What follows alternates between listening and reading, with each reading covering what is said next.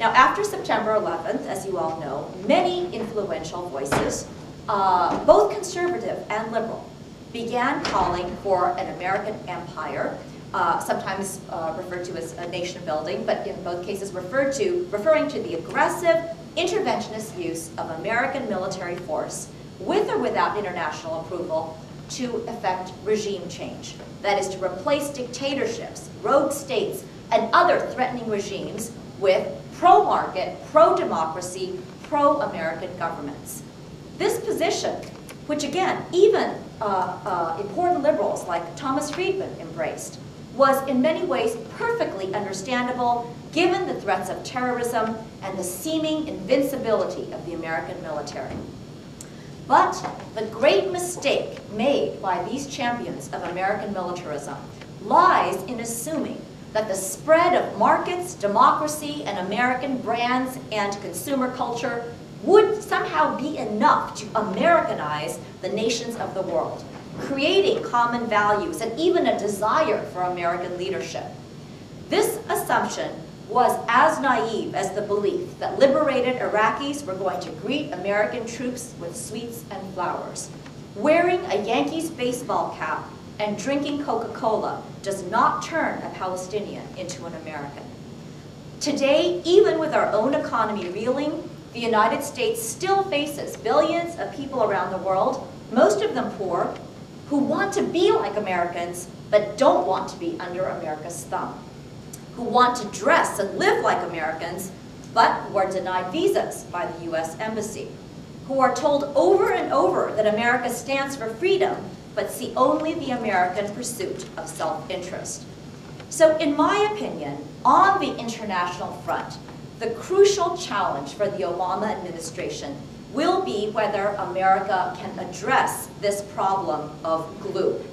Now, it may help in the short run that our new president is African-American, biracial, his middle name is Hussein, but honestly, that will only go so far. The real question is, can the United States find new creative mechanisms, whether institutional or commercial, or through some marriage of constitutional and international law, through which the United States can, without losing its sovereignty, create a kind of common identity with the billions of people around the world who feel dominated, giving others more of a stake in America's success and leadership.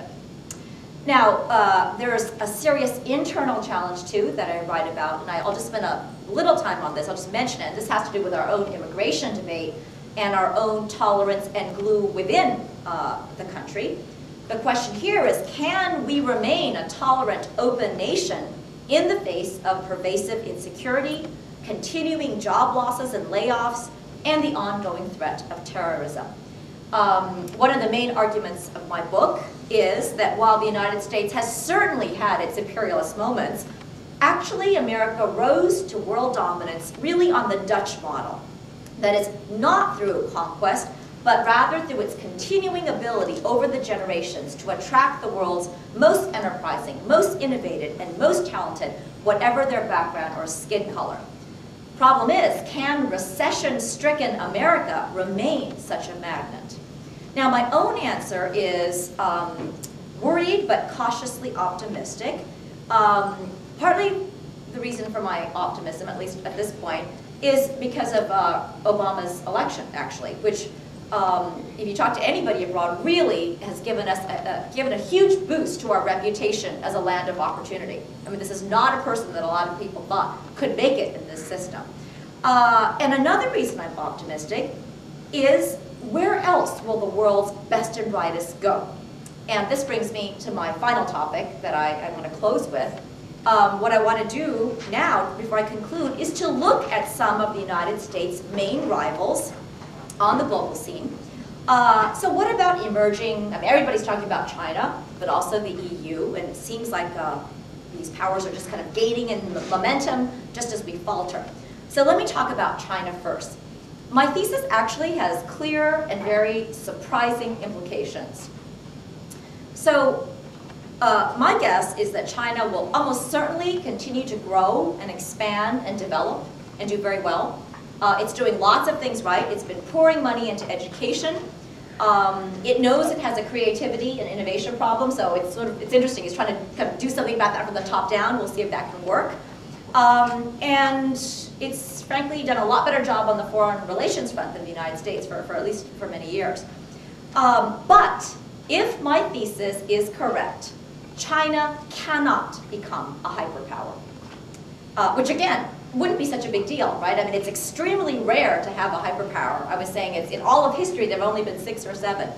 But the reason in China's case is very simple, and that is that China is a quintessentially ethnically based nation.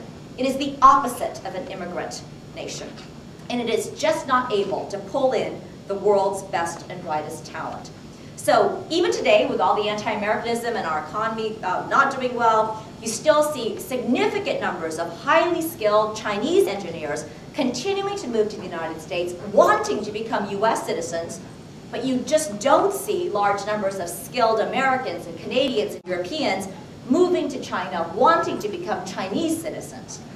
And I have to admit that China is a great test case for my thesis. And I'm happy if I'm proved wrong and China replaces the US as a hyperpower, I'll admit it. And the reason that it's a great test case is, of course, because China already has 1.3 billion people. It's got a fifth of the world's population. It doesn't want any more immigrants. But my thesis says that that single fact alone will prevent it from becoming a hyperpower. And let me just explain again the reason why. It's really the heart of my thesis. It's because my thesis says that at any given point in history, the world's best human capital, whether in terms of intelligence or creativity or motivation, the world's best human capital is never going to be found within any one ethnic group, not even the Chinese. So until China can pull in the best mathematician from Ghana, the best engineer from Lebanon, the best guy from Jamaica, it cannot, I think, achieve global technological and therefore military and economic dominance. But you know what? This may suit China just fine.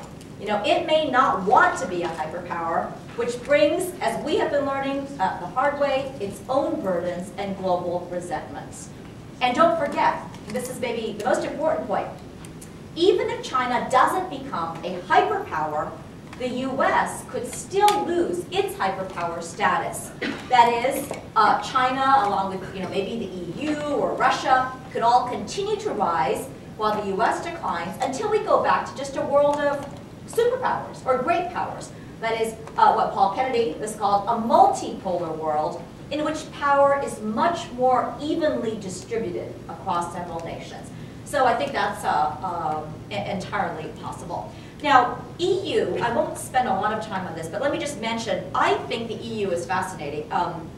The way I conceptualize it in my book is, I see the EU as really pursuing its own version of strategic tolerance.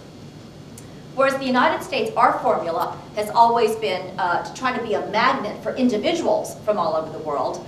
What the EU basically did is it turned itself into a magnet for nations. That is, it says, if you, this country, if you adopt these economic policies and these human rights policies, you can join us. And it's been very successful so far. It's got, what, 27 nations, I think, and its GDP is about 13, well, as of a couple of years ago, 13 trillion collectively. That was comparable to the United States.